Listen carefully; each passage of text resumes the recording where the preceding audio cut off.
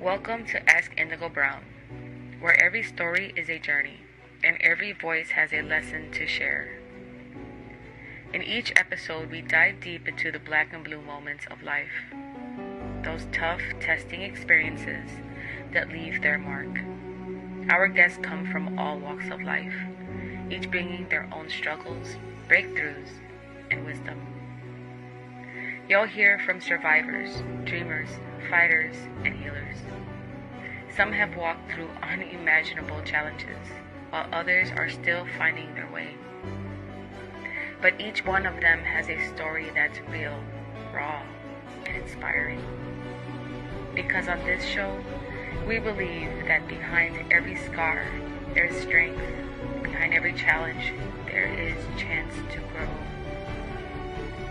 So join me, Indigo Brown, as we uncover powerful stories, one conversation at a time.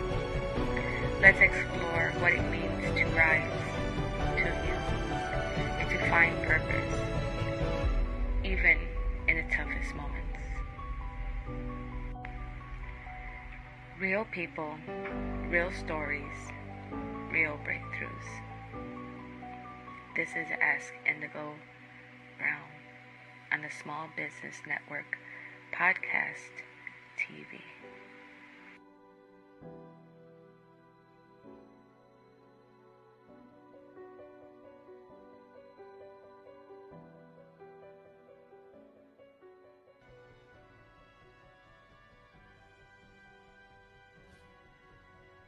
Hey, and thank you again. I am Ask Indigo Brown on the Small Business Network Podcast TV. You're watching me for another episode of Embracing Your Black and Blue Moments. Today, we are welcoming Ed Squire, a survivor, advocate, and founder of Me Too, What Now? After overcoming childhood abuse, he turned his pain into purpose, fighting for justice and helping others.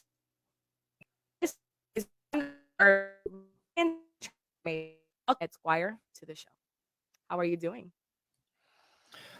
I'm doing really good. How's your connection there? I don't know if it's me, but you're blurbed out on me. And I was like, what did she say at the end there? Are you there? I am introducing you. I gave you an introduction. If you didn't hear that is fine. It's not for you anyways. I'm doing great. I was looking forward to doing this show with you. Thanks for having me. Great. We today. I personally feel that you're a really awesome person, and I would love to get into the conversation. Bear with me because my internet tends to do its own thing sometimes, so I'm so sorry if it tends to go in and out. It's been glitchy. Yes, I will. You can't hear me, right? Yes, it goes weird, but I'm going to listen. I know it's not on my end because I got high speed, maximum high speed, everything. I has to do that. Okay. You can't. Okay, hold on. Let me see if I can help. I have to do that. Can you hear me now? I got that. Let's give it a shot. Okay. So hopefully that helped by turning that off. So Let's help. Yep. Well, we'll start with your first question. Your story is incredible and it's powerful. Being a consultant to becoming an advocate for survivors of childhood abuse. Well, I'll tell you what. If I didn't have the questions given to me, I would not hear you. Just want you to know that.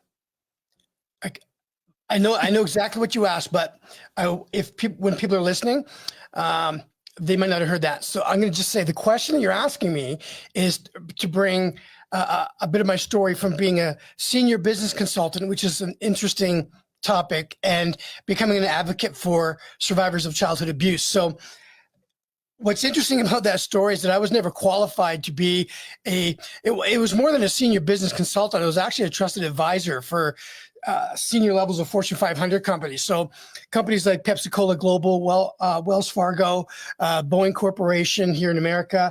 I worked for for financial companies in Canada, and I worked for pharmaceutical and airline companies in Europe. How could that possibly happen with no experience? Well, it's really a reflection of my entire life, because I did so much in my life, literally from the time I was abused all the way through up until the last 10 years, when I really didn't know who I was, and I was always concerned with what people thought about me, and I really don't care anymore. And I really do mean that. I mean, I care, but I don't care. It's very freeing, and it's a wonderful way to live when you're yourself. But I was very broke at one time, and I was married, and my wife and I needed to get work, and we were getting calls that our vehicle was going to get taken by the bank, and we're going to get kicked out of where we lived. And so I had to find a job that was within walking distance. And so I interviewed for a job that was in the IT service management spectrum. And I kind of had an idea with that. I got a job there, and I really didn't know anything. And I got found out that I didn't know anything. And I thought, I wasn't worried about that, because, when my wife said, how can you possibly get a job that you don't have the experience in? And I knew I was going to get fired, but we just needed money. So they would have to pay us, and then I would have to go look for another job after they fired me. But they didn't fire me. I had a senior manager come to me and say, "Have you ever done this before?" And I said, I kind of tried to explain, I'm a good talker. So I'm explaining, and he's like, "Hold on a minute." He could tell I did not know what I was talking about. And he said, "Look, I really need to win on this project. In order for me to win, you've got to win. The whole team's got to win. So if you don't know what to do, come to me, and I will help you with it, whatever you don't know." And I said, "Okay." And I thought, holy cow, that's a great opportunity to be taught on the job. And so I learned over the course of 6 months. That was my first job doing that. It was for a financial company in Atlanta. And then I applied for another job with just an incredible high-end consulting firm that I thought for sure I wasn't going to get a job with them, and I did. And I ended up, that's when I ended up working, all over the United States, Canada, and Europe, and I learned and learned and learned, and I ended up making a lot of money. And I say that because for me, it was, I thought I found something that when people asked me who I was and what I did, I had something very impressive to say. I don't know if the word impressive is the right thing, but it felt like I had something, like this is me. And that really was a big part of me getting started to really get to the end of my path, because my path never ended. So when I lost my job eventually, because I just don't have the personality for that kind of work, although I did a ton of work. It'll be great in my documentary. It's a great story, but it's really something it's not something I'm called to. It's not something I want to do. It was good money. It gave me personality, and that was good. But when I lost the job, it was actually good for me to go into that direction of, really now what am I going to do? So that was a very interesting story.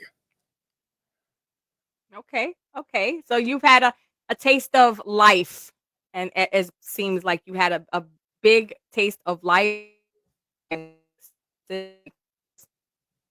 like things, per se. I know we're having issues here. Okay, I can see it on my end. Okay, cool. I'm glad you noticed, because I'm listening. I'm getting it. Yeah, that was an interesting story.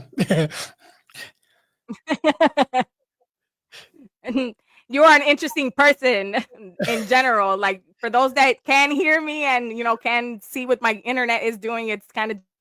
Can they hear me? Is that? I'm pretty sure they can hear you. I'm struggling on my end. My internet seems to be going in and out. You know me, Indigo. I could talk for the next hour, no problem. I already know. Okay, so what inspired you to create Me Too, What Now? And what impact has the organization had on survivors so far? Yeah, that's been awesome. It's what I love about it the most is it's actually me doing what I want to do. It's something I never thought I would do. And so when the hashtag Me Too movement came out, that was for really focused on women that were experiencing abuse in the workplace.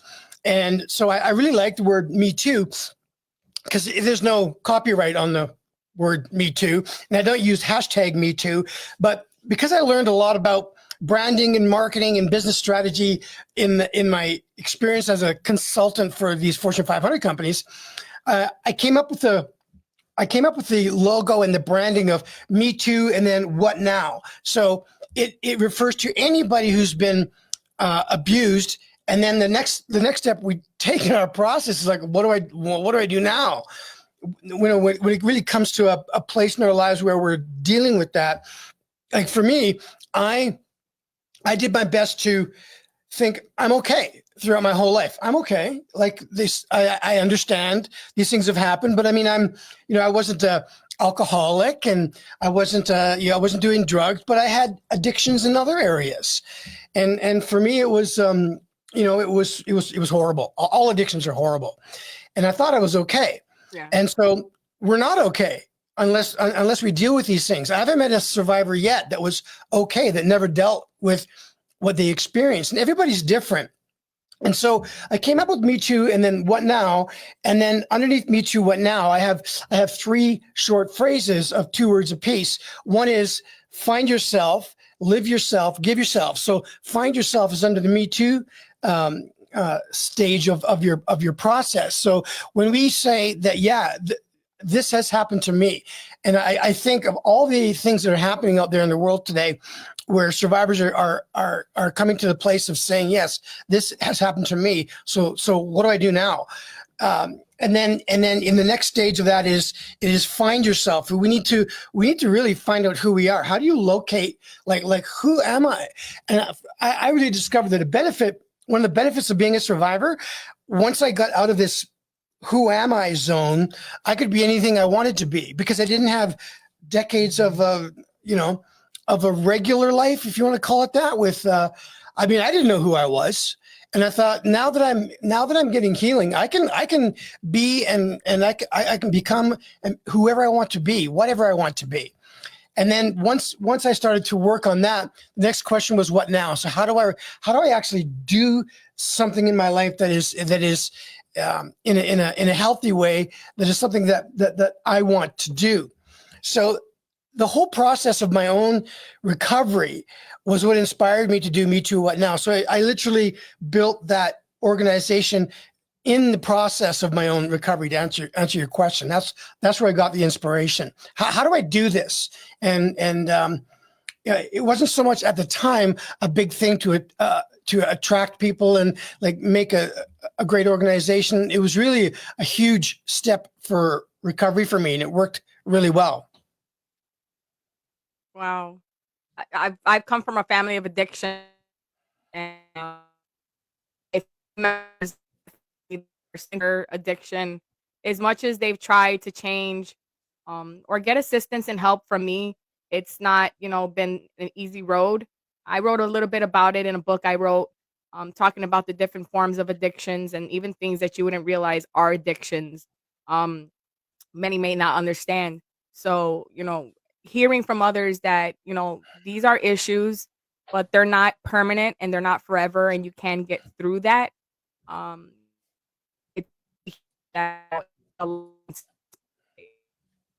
I commend you for being a survivor, or at least showing others how to get through it.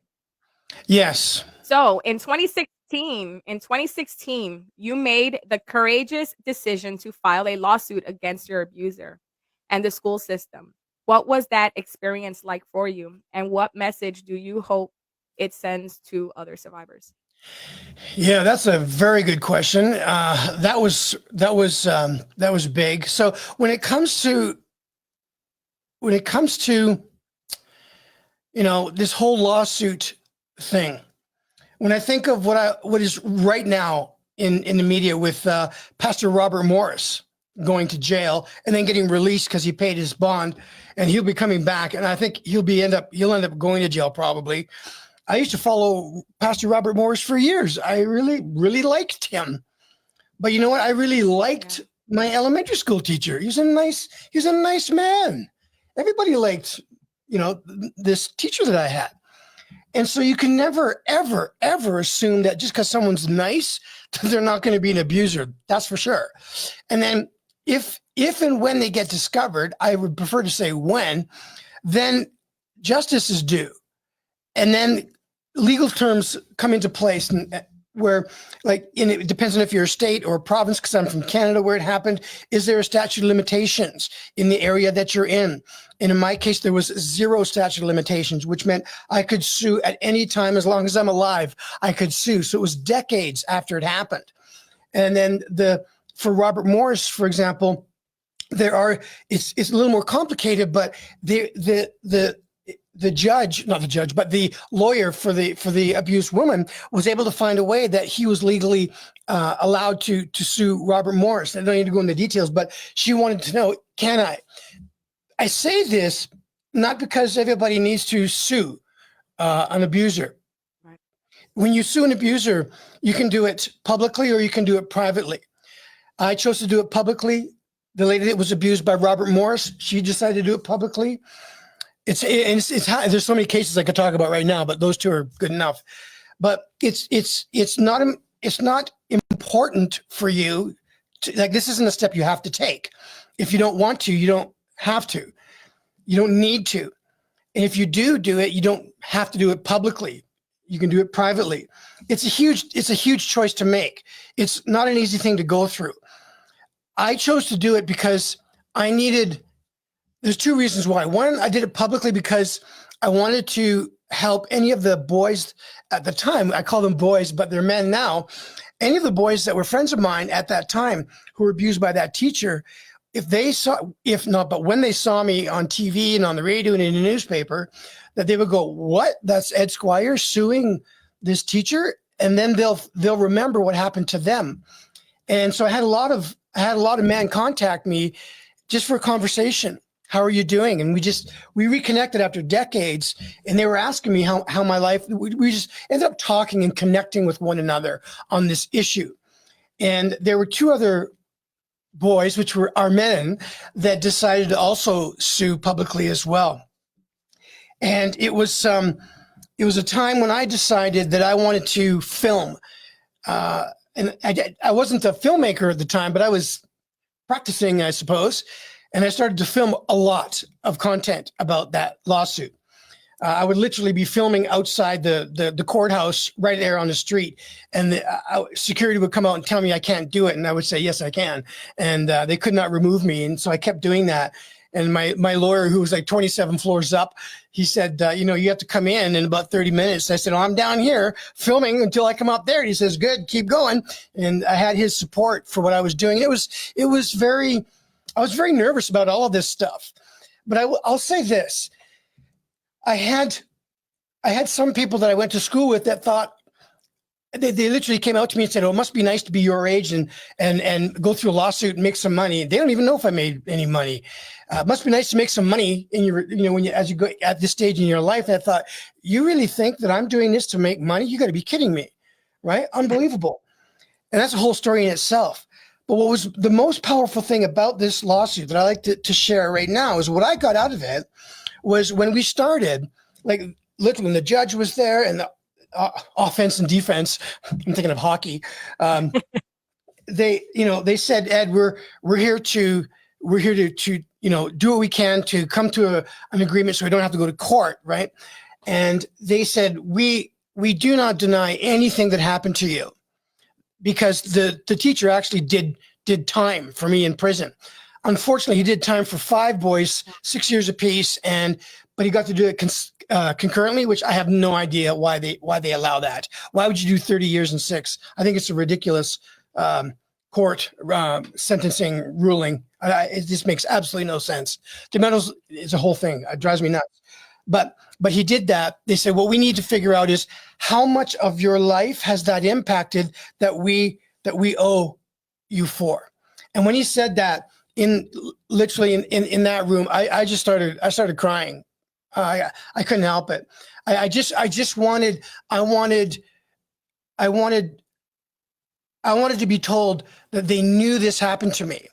And he said, "We are so very sorry for what has happened to you. He said, "You see this big stack of papers?" He said, "That's all of the papers we got from your mental health therapist and your psychiatrist and your doctors." Because I mean, I've been seeing mental health and doctors and psychiatrists my entire life. And he said, our job is to use this guy here. His name is Steve. I thought that was funny. His name is Steve, and he represents the insurance company. And we're going to do our very best to get as much as we can out of him. That's what we're here for.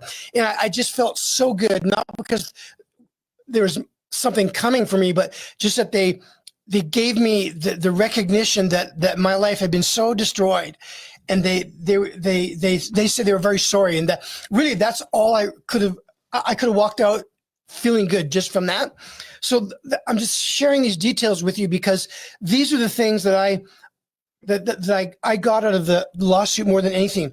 One of the other friends of mine, he ended up getting a massive settlement, over $3 million. And I can say that publicly because you can't say. I can't tell you if I got anything out of it, or if I did, what it was. I can't. But I can talk about what my other friend got, because he demanded to be public with his case. And I was like, unbelievable that you demanded them to be honest and public with it, and he did. So that's going to be in my documentary, because I think it's so powerful that he was able to hold strong to that, and he won and he got it. So it's a big thing. Lawsuits are not required for you. Many of the boys didn't. The reason why I started Me Too What Now more than anything was I wanted a lot of the boys and a lot of the men. No, they're not boys.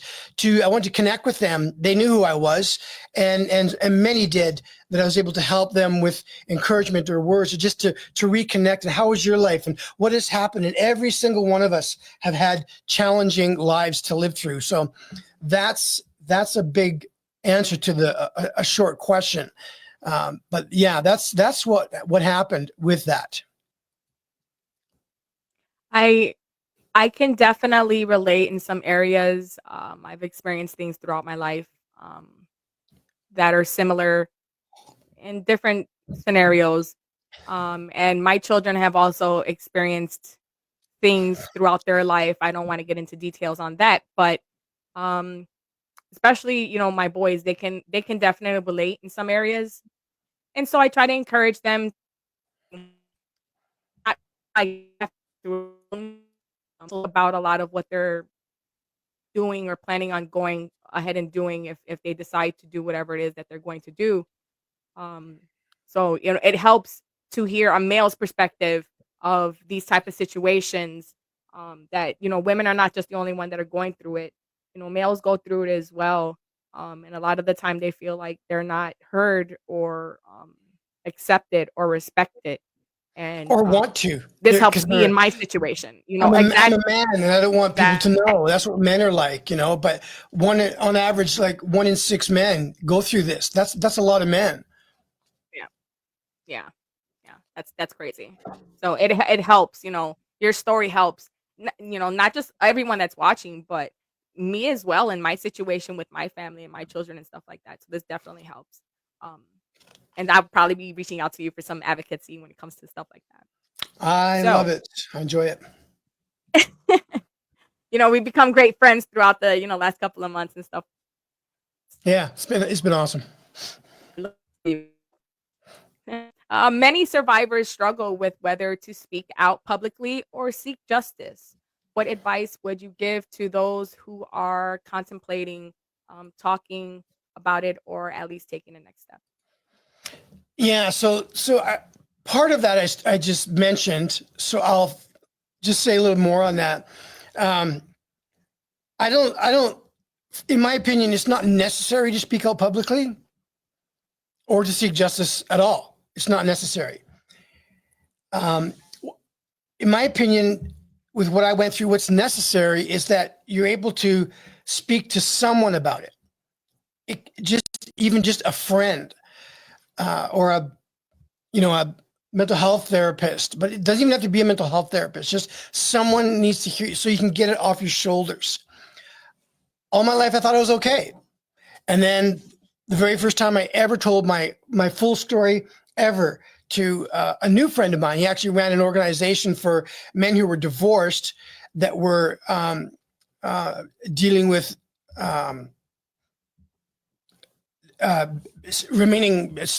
being a father and dealing with all the things that divorced men deal with, right? Drinking, smoking, sex is what they call it that, right? They're all dealing with something, but it was a great nonprofit to really to help men. So I got involved in that, even though I didn't have children. And one day at a coffee shop, he asked me, he said, Ed, he said, tell me your whole story. Like, tell me, what is your story? And I thought, really?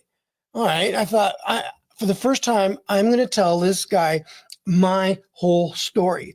And it was just all of this stuff that was just here in me. And the whole thing came out. And I was just thinking, what a horrible, disgusting story I'm sharing. And he never reacted to anything. He just sat there and listened and listened and listened. And at the very end, I mean, I'm exaggerating, but it was like I was huffing and puffing. I got it all. I was like, there you go. I just said everything. You know, I was just thinking, what do you think of me now? And of course, I didn't say that. And at the very end, he just said, Ed, I really want to thank you for sharing all that with me. I really appreciate that. And I thought, wow, I'm just like, okay, I can calm down. It's like, I didn't realize it at the time, but he's heard many men tell not the very same story, but something very similar. All of us have similar stories. There's nothing that hasn't been done that has been done when it comes to experiencing abuse, or then when you what you do when you come out of that. Like, how was your life? And so I just was able to breathe for the first time. And if that's all you do, that is a huge step. So you don't need to necessarily sue or go to court or anything like that. Don't ever feel pressure that that's what you need.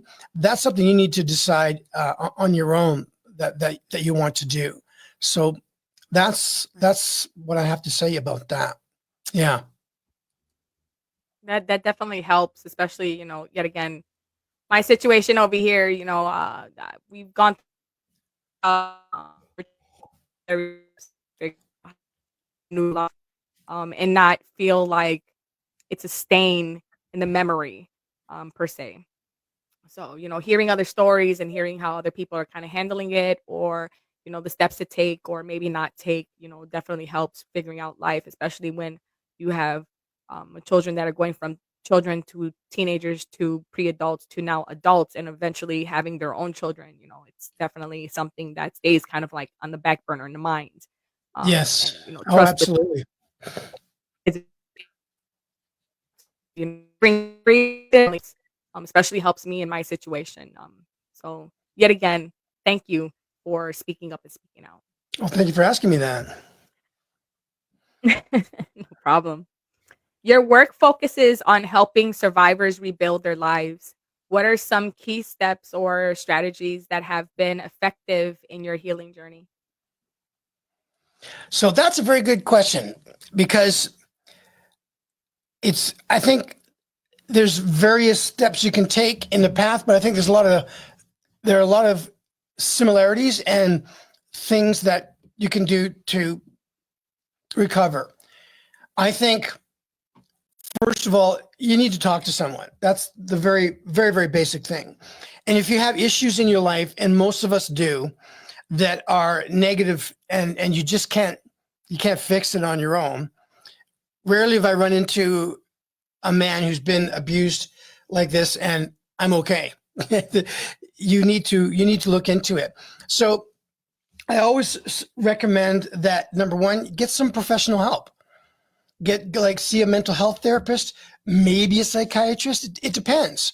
Today I have a psychiatrist, and she is there to help me through the meds that I take. And I finally found a very, very good one. It's like the first time ever, which makes a huge difference for me. So I have her, and I have regular mental health therapy still today. I have guests that have stories where they're healed and everything's healed. And I'm like, that I haven't arrived there yet. And that's okay too. It's okay. We all have a different path. But when it gets right down to how do you repair, how do you heal your brain and your emotions and your life, there's a ton of work that's been done in the areas of trauma and abuse. And the only way you can really get a good start, definitely read some books if you can do that, but get some mental health therapy. and go through understanding what does child abuse mean, and how does it really affect me? Like what are the things that are happening? And for me, I didn't even realize all the things that were affecting me. Like, I was stripped of my dignity. I didn't even know that. I had a hard time processing thoughts and feelings. I thought I was normal. I was in distress almost all the time. I was very self-loathing in my life. I didn't even know this. And when you go through when you have a good mental health therapist, you may have to look and find one that works really well with you. But these are things that we aren't even aware of that are there. And like, how are our interpersonal skills? How are we doing? And the amazing thing is we think we're okay and we're not through this whole thing. We lose our identity, and on it goes for the things that we deal with, but we're not aware of. So I always recommend getting professional help like that. But at the same time, which they recommend, but all they do is recommend it. They don't really. It's your decision, and you have to take the choice in actually. I call it, just connecting with other survivors. That's why I created Me Too What Now. I think it's extremely powerful in connecting with other survivors. And I was suggested to go to a group therapy with men. And I was like, I don't want to go to that. I don't want to go to that, because I was prideful. I'm like, I'm not that bad. And she said, just go one time. She said, just go once. And so I went once. And that room was full of, it was about 8 men, and everybody was at different levels of their journey and different types of men. But I really related to and connected to 2 or 3 men in that group that were professionals themselves, and they had families and they had jobs, and I got to know them really well. And so connecting with them was really, really important, very powerful. Aside from moving into that, I wrote a book that where I came up with my own like levels, my own steps you can take to overcome abuse. And so I'll make it, if anybody wants it, you can have it. It is a very well written book. It's the title says Breakthrough, Shame and Self-Deception, Overcome Your Biggest Fears and Restore Your Dignity and Your Identity. And it talks about the professional side of mental health therapy. And then it talks about as a survivor, I built 5 steps to overcoming your challenges. And it really lines up with Me Too What Now, Find Yourself, Live Yourself, Give Yourself. And I'm ready to I could I could teach it right now for the next hour, but I won't. But it really dives into that. How do you find yourself? How do you locate yourself? How do you give yourself? What does that mean? What does that look like? With the help I get from a mental health therapist, and now how do I do that on my own with friends and a group of people that have been through the same thing? So that's a big question, right? Because you can't, if you just ignore it, it's not going to fix, for sure.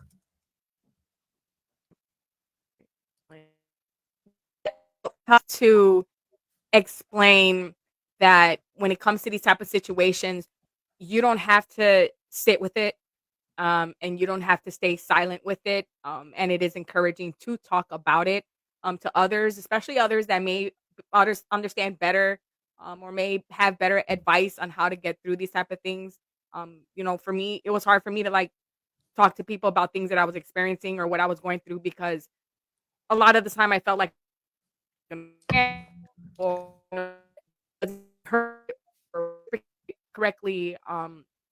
And like my family setting was a little strange. So like there was so much going on that I was afraid to talk about, if anything, ever. For so many reasons that I became an adult that just became an introvert. I didn't talk to anyone. I didn't speak up about things I was experiencing. I got to the point where I didn't know how to speak at all. I wasn't comfortable talking about anything in my life, or and some saying in life, to where I was existing, but I wasn't existent. I was living, but I wasn't alive. I wasn't doing things that brought me joy and happiness, because I was so used to being damaged or broken. And so like, my kids are kind of, they're growing up and they're getting older and they're beginning to like open up and tell me things and talk about things that they've experienced. And like, it's not a shock, but at the same time, it's like, I was grown. I literally had this conversation earlier with my daughter. Like we were both growing up at the same time. Like I was 16 when I had my first child, and I didn't know what it was to be a mom. Like I was taking care of kids while I was still a kid, and so I was trying to protect them from things. But when you're young, you're naive, and you give everyone the benefit of the doubt. And you tend to be so trustworthy towards people that the first concept in your mind says, "Oh, no one will ever, stoop to be with it." And, so now being a godmother, I encourage my godson's mom to like keep him to your rib. Don't let him go with people until he can speak up and speak out and say things, because I worry as a godmother now, and eventually when I become a grandmother, I'm gonna worry about my grandbabies. So I'm very big on these type of topics. Yeah. And I will fight however I need to. Sometimes I don't like to talk about certain things because it brings up things for me that I am not comfortable talking about. And more babies, because I'm a mama bear and I will fight. I will fight. So I'm so glad yet that you again, are. yeah, so I gotta be. So if anyone's gonna protect my babies, it's gonna be me, and I'm gonna do the best job to protect them, especially now being older and understanding more about where I went wrong or what I went wrong with or what I should have paid more attention to. So now it's like, I help others to don't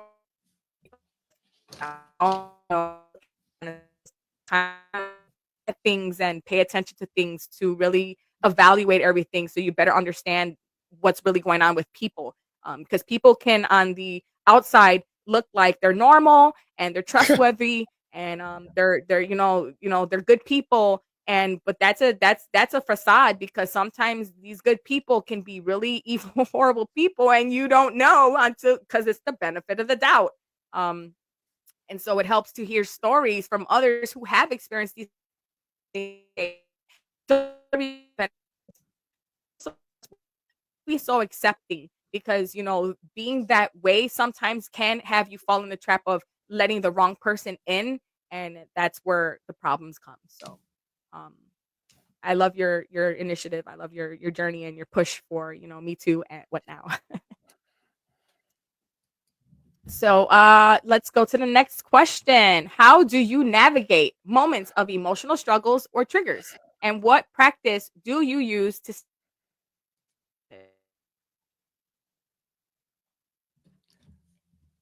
So I think I got the question. What practices do I use to stay grounded? Yes.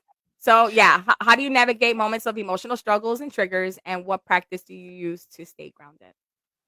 I think the biggest thing for me, not I think, but I know the biggest thing for me is really understanding. Well, there's two things. One is understanding mindfulness. And the other one is really being able to know what it means to meditate. And for me, I'm the type of guy where like guys are like, I think many guys are like, well, that's not going to work for me. I'm a man or whatever. And when I emotionally get, out of sync, if you want to call it that, I really need to stop. I need to be very mindful of what's happening in my life. And that's the reason why I started my podcast, Visible Kindness, because it's literally the reason why I did that was to, which people don't know, I did that to prevent me from suicide, because at the time I was suicidal. And I found that when I would walk out of my house and I would wear like a shirt like I am right now, be kind whenever possible. It is always possible. Yeah. I always forget that I'm wearing these shirts, and people would recognize it, and they would comment on it, or they would say something. And because I'm walking around in such a deep state of depression most of the time, I found that being kind made a big difference. My therapist literally said, Ed, you need to stop looking down. You need to start looking up and say hi to people like strangers. And I was like, why would I do that? Right. why don't you say hello to the stranger? And apparently people do that. And so I began Yeah. doing that. And that is really an exercise of mindfulness, of thinking of myself, thinking of my situation, thinking of somebody else, and doing something kind, just literally saying hello. And I was, like I said, I was so uncomfortable doing that, but I did it as often as I could because it began to make me feel really good. And that's why I started the podcast as well. So mindfulness is huge, not just in, being kind. That works well for me, but it's really understanding what mindfulness means. And I always recommend getting that kind of help through your mental health.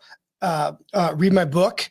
I can't do a seminar on a podcast, but being aware of where you are. You don't have a past. You don't have a future. All you have is a moment in time.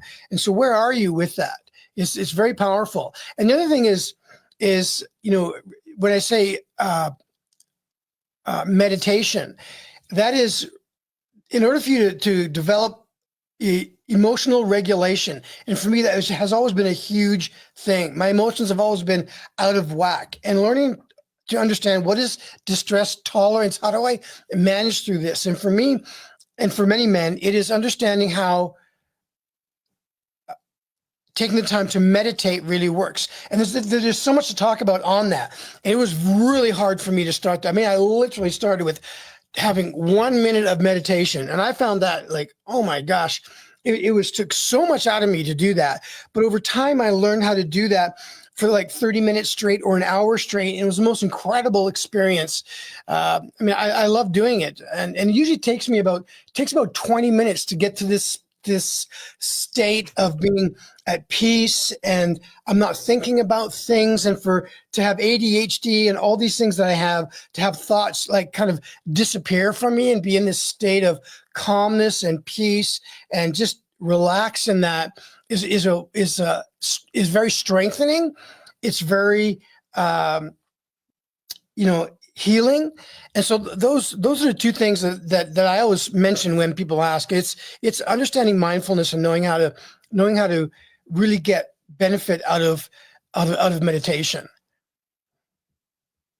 Yeah, meditation is a major thing, I say, for me the last couple of years. I was dealing with my own, health battle um, with cancer. I was struggling for 8 years, and then I ended up getting really oh,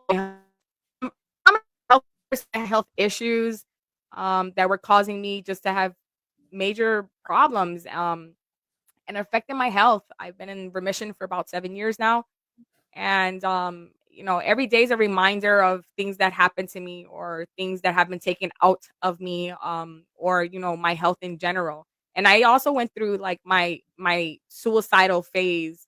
At one point in time I had got really suicidal and really in that thought process because my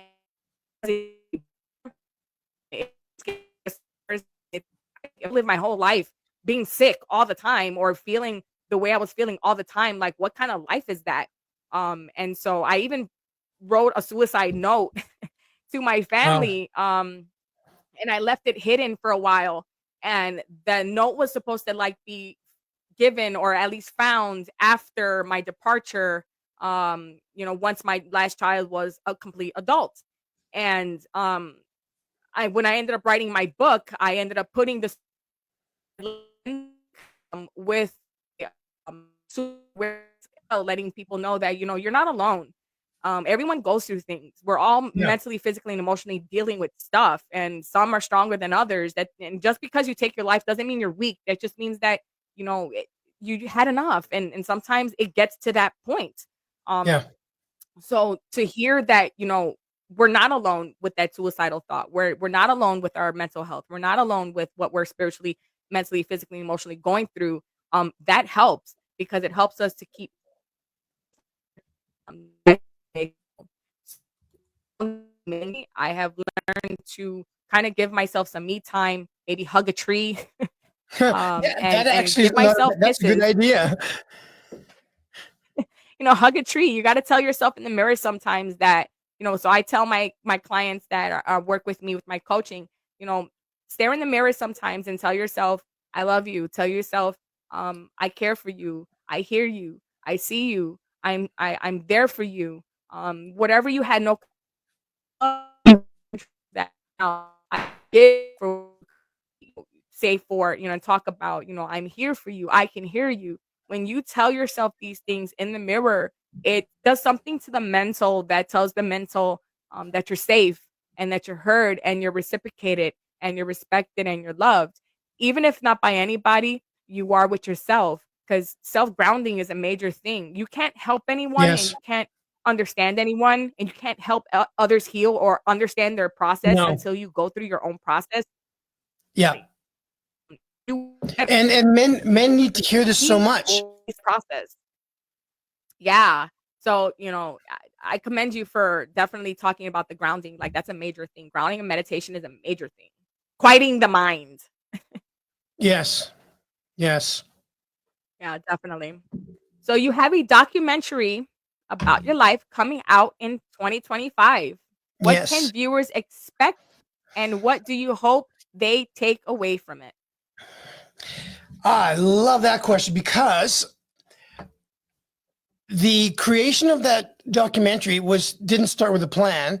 It started with a mental health therapist telling me you should do something to relax, like take pictures of things and go for a walk. And so I could have taken pictures with my phone, but I bought a camera and I go to the zoo and I take pictures of the giraffe and of the elephants and the flowers, and I found it very peaceful.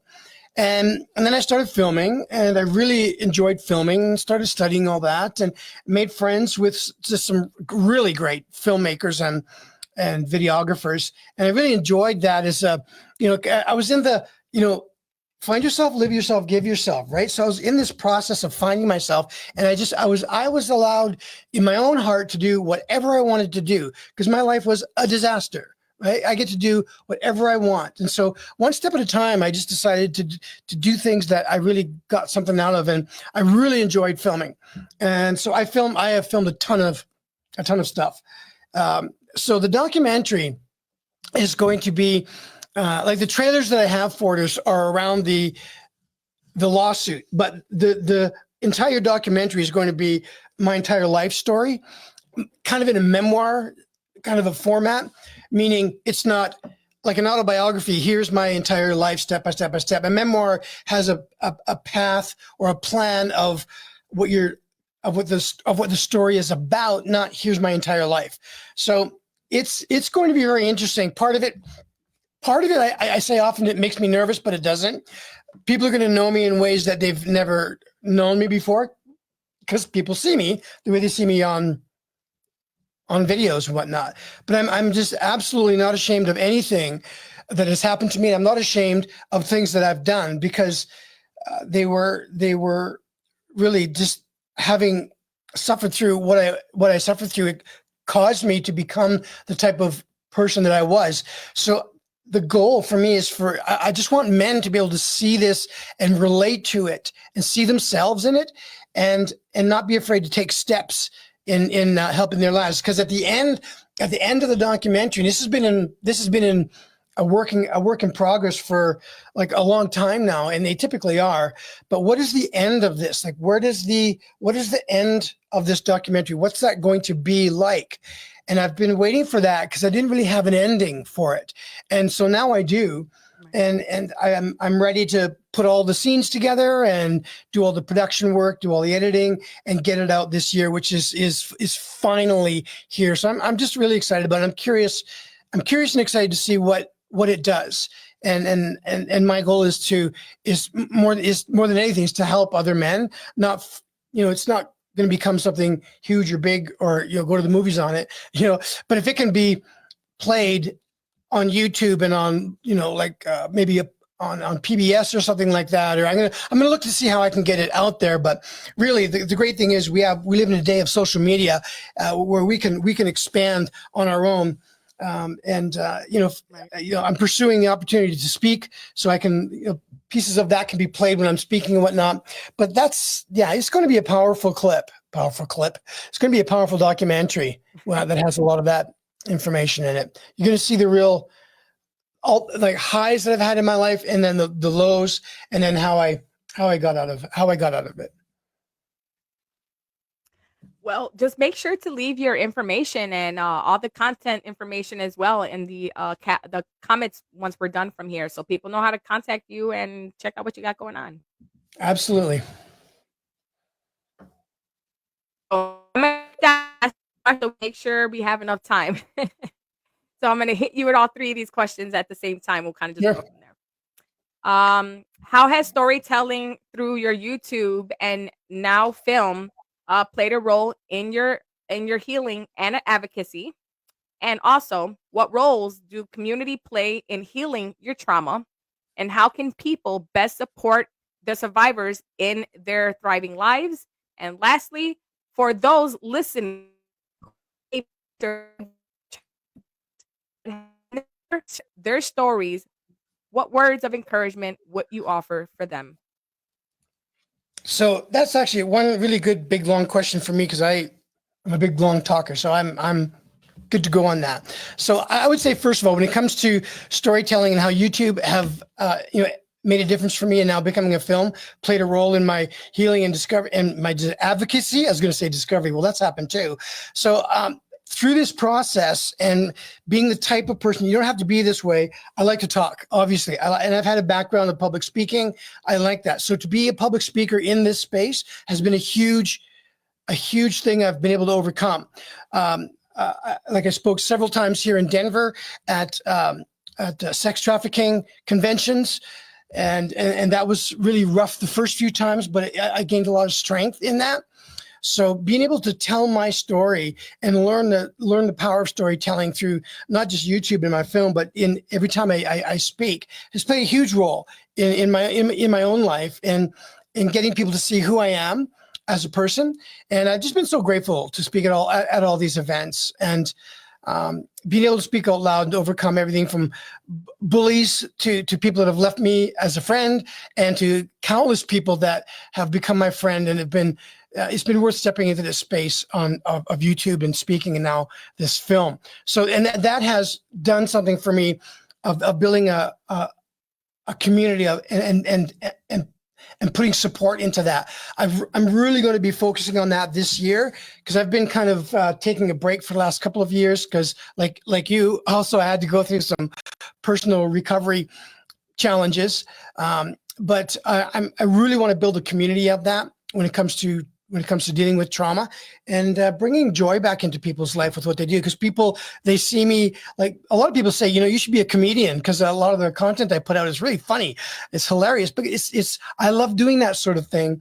And so building a community and providing support to other people is really a big part of what I want to do, and where I want people to see my process of finding myself, living myself, and now giving myself, and then encouraging them to do the same thing. Who are you? What do you want to do? How do you want to make a difference in the world?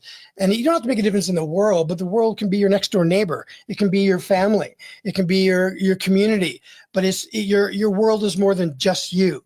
And as survivors, we kind of live in our own little worlds. But when we find ourselves, live ourselves, and give ourselves, Get My Book is so awesome. To help you in that process, to have community and support. And I look forward to building that. And so the last thing is words of encouragement to offer them for today would be literally understand, get my book. Get my book and understand the process of Me Too, What Now, finding yourself, living yourself, and giving yourself. That's the process that I talk about that a lot, because I love the branding of that, and it totally makes sense, right? You gotta, who am I? Find yourself. What is the process of figuring out who you are, and then living that, and then giving that. That's the encouragement I give to people today in overcoming the challenges that they've had. And that comes from a survivor. You need to also, I say you need, I do believe that. Some people don't. It's okay. If you can get over it without it getting help, fantastic.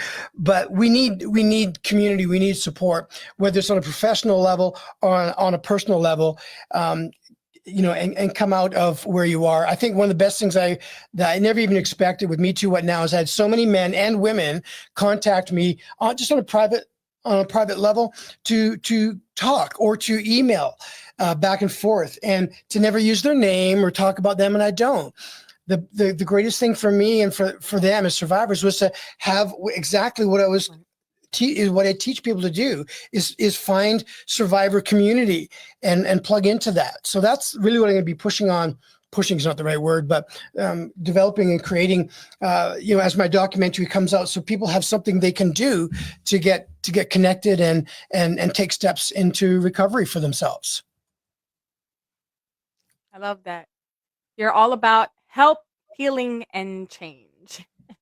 It's Yes. a great approach. It's a great approach. I think Thank you have you. a huge story. I think that a lot of people can relate, those that have come out or those that are still trying to find their way.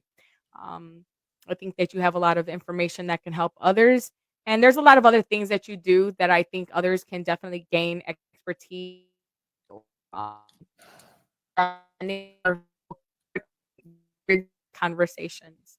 So this is all the time we have today. Yet again, for those that are watching or will be watching later on the recap, this is Ed Squire. He is the creator of Me Too and What Now. So he will be leaving his information in the comments below after the show, and you can find him there. Don't forget to watch me again for another episode of and